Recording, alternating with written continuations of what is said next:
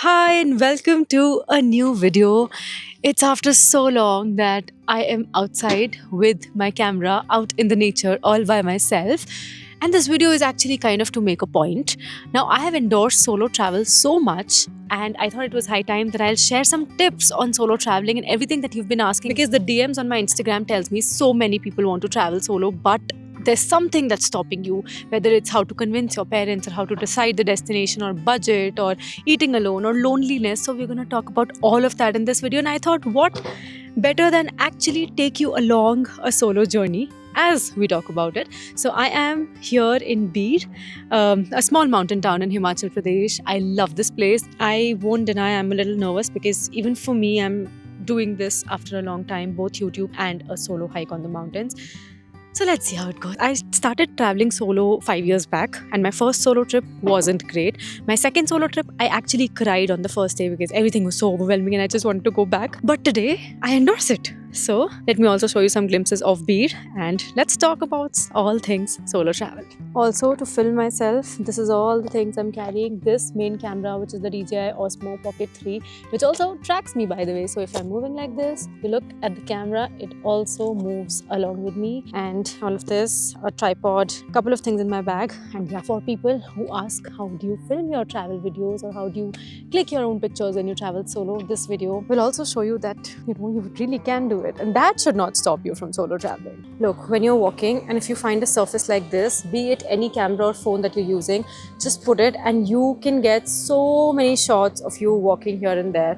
That's a tip for you to record videos while traveling solo. Okay, I can see a Sidhu point right in front of me. Sidhu is the local dish of Kullu in Himachal, and it's very delicious. Right now, I've already had my breakfast, so maybe we'll sit there for a ginger honey lemon tea because this weather calls for it. So yeah, दीदी एक ginger honey lemon tea. Thank you. हाँ, आपका नाम क्या है? आरती. तो दीदी आप यहाँ पे क्या क्या बनाते हो? मैं बनाती हूँ siddu, paratha, bread omelette, Maggi, chowmein. Ginger honey lemon इस वेदर में इतना अच्छा लगता है. It's so good for your throat. Okay, not to digress. So when I had put a question sticker on Instagram for questions on solo traveling, the most asked question, and also it's a sad reality, but the most asked question is that how do you convince your parents to travel solo? Now, as much as I understand where they come from and in the situation or in the country that we live in, it is a valid concern. But at the same time, I feel that after being an adult or after having enough experiences in life, that's something you should be allowed to travel solo or however you like, provided you're being responsible about it. So let me just share how my journey of convincing them was.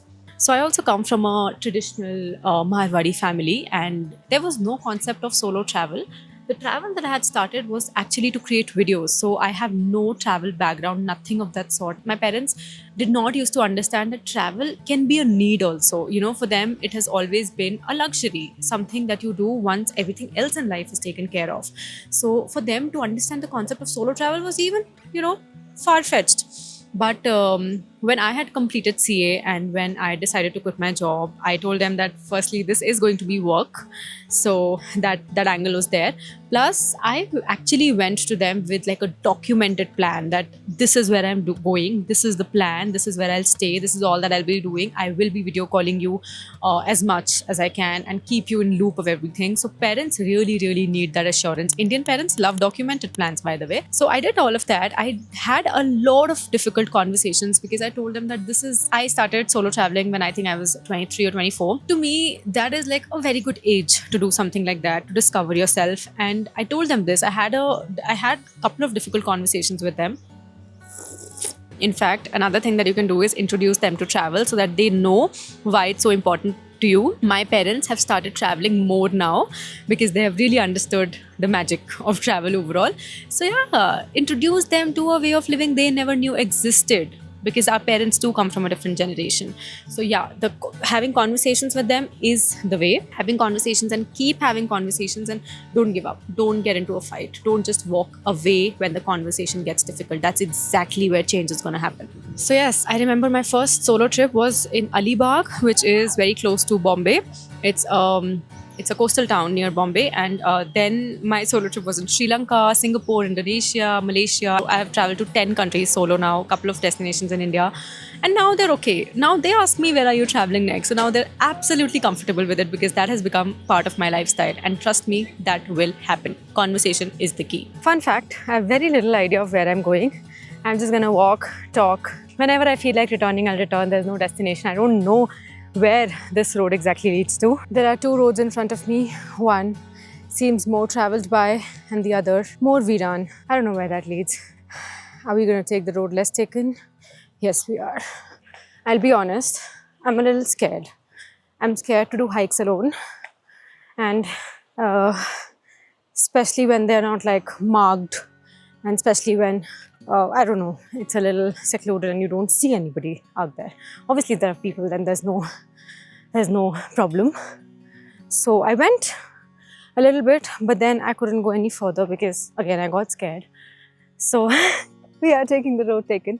Sometimes that's the best decision. In fact, that's something also that I wanted to share about solo travel, that when you're traveling by yourself, safety is of utmost importance. That should be your priority. And whenever you feel that, okay, this person is not right to hang out with, or this place might not be the safest, whatever, you take a step back. Wahan pe, it doesn't make you weak. Trust me, it doesn't. So you have to be very careful of what you're doing, where you're going, what feels right to your gut, to yourself. Especially if you're a female traveling in India, you have to keep a pepper spray or even mirchi powder with you handy, especially when it's your first few solo trips. That's for sure. Then, I remember when I was in Alibag, I remember someone approaching me when I was at a beach watching sunset all by myself, asking me, have you come here alone or something like that? I did not feel right about that conversation. So I just told him, no, my friends are right there, just pointing to a random group of people. My friends are right there. So sometimes you have to pretend as if you're not traveling alone so that people don't perceive you as weak or vulnerable. So yeah, that is important. You just feel it in your gut when sometimes the locals are so friendly, sometimes they're so welcoming, they make you feel so safe. And when you stay in hostels, when you have a lot of people around, more solo travelers to hang out with, it feels very safe. So yes, that's what I would suggest. And also, please keep someone updated about your whereabouts at all times. It can be a friend you trust, your parents, your sibling, whoever. Tell them your WhatsApp location. Sometimes you can just send them your live location, tell them where you're staying, when you're staying, make a schedule, do all of that. It really is worth all the effort. So yeah, that's what I like to do when I travel solo. Obviously, it's a fact that you have to have your guards up when you're traveling solo, and it can be an effort for some people. It can feel like something that's building character or giving you a lot of growth for some people. It does for me for sure. Like right now, even right now, I am very, very aware of my surroundings, and that's where choosing the right location also comes in handy. So let me share something on that. A lot of people have asked me, where should be our first solo travel? I would suggest start, even before you venture out in another city or another country, just go solo in your own city. Go on a solo lunch, solo dinner, breakfast, brunch, just a park nearby, a monument, a tourist attraction, anywhere. Do that. See how much you enjoy that, or see what all can go wrong, and then maybe that'll give you some confidence to travel solo as well. I see a car coming up, which is great. Now, when you're ready to go out, obviously start domestic, start within India. I will give you a list of certain places like Bir, where I am right now in Himachal Pradesh, Manali in Himachal, Dharamshala in Himachal, Dharamshala, Dharamkot, Kerala, especially Varkala down south, Pondicherry down south, Auroville, maybe in Rajasthan, Udaipur. So all of these places that I'm mentioning have great hostels, and I have personally traveled in most of these places. So you have to see that the place should have good hostels. Firstly, see that the place should have a good hostel culture. When you're just starting out solo travel, it'll be great to stay in hostels. Hostels are amazing. Trust me, they're clean. If you read the reviews properly, go to booking.com, go to Hostel World, read the reviews properly. Even go to their Instagram pages and see how the vibe is like. I do that all the time when I have to choose for a hostel, because some hostels will have a very party vibe.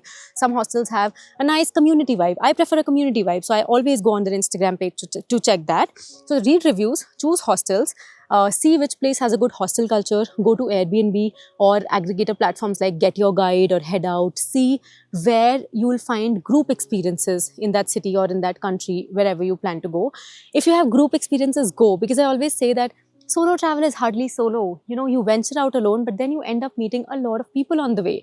And that's how you meet people. Group experiences, Airbnb experiences, and hostels. Hostels themselves, they organize so many tours. I remember when I was in Bali, I stayed at this hostel in Nusa Penida. Like a couple of us, one person was from Argentina, one from US, one from Germany, then I was there, another Indian. We all formed, one South Korean girl was there, and all of us formed such a nice group, and we traveled everywhere together, and it was such a nice community. So if you stay in hostels, firstly, your travels are just sorted, your socializing is just sorted. Go for a location that feels comfortable, go for a location that has good hostels, good community, good group experiences, feel safe, read about it, read some reviews, watch YouTube videos if there is any. Just type solo traveling in Udaipur. You will see a lot of vlogs of people solo traveling in Udaipur. So you will get some assurance, some reassurance that okay, this place might be good. I'll be talking about loneliness, how to talk to people while solo traveling, and solo traveling after getting married in the next part of this video. If this inspired you in any way, please like the video, subscribe to my channel, leave a comment, and share your best tips for solo traveling. Let's help each other, and I'll see you in the next one. Bye. Hey, how are you doing? I'm good. How are you? How are things? What's up? Something of that sort. I'm good too. So, where are you traveling from, or where are you from? I'm from Germany. What about you? I'm from India. India! Oh, I would love to travel to India. I've always wanted to travel to India. Oh, you totally should. But let me tell you, a lot of people think that India is all about Agra, you know, the Taj Mahal, as they call it, or this and that.